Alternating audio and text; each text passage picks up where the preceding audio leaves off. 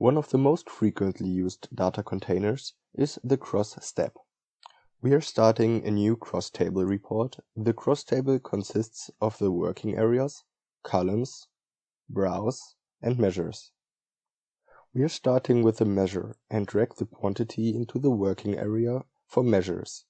In this example, we will work with page preview mode, so we see the data directly and see the total quantity of 89.237 million.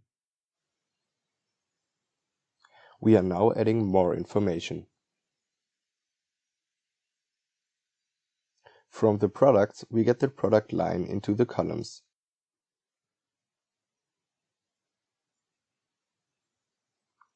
And from time, the column year into the rows.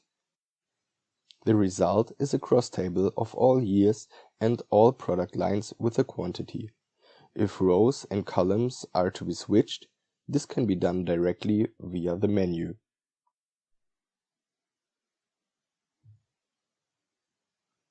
Here's the button Swap Rows and Columns. The years are then at the top and the product lines in the columns.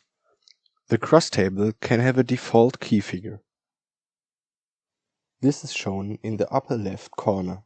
For us, this is just the quantity. Now we can extend the cross table with further data. Next, we take the product types and insert them to the right of the product lines. This gives us a nested cross table. Totals lines can also be generated in the cross table. In contrast to the list object, the total is not defined by the measure, but by the groups in the rows and columns.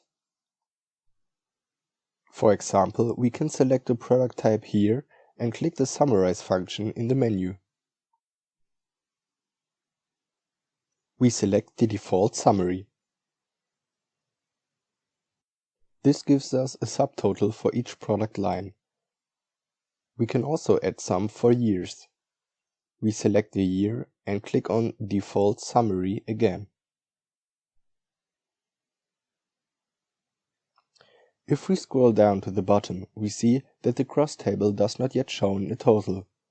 If we want to have them too, we have to select a product line again and use the Summarize function again.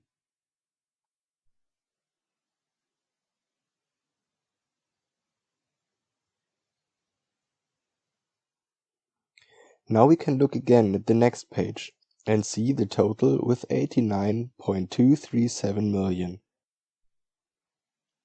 A cross table also has the rows per page property.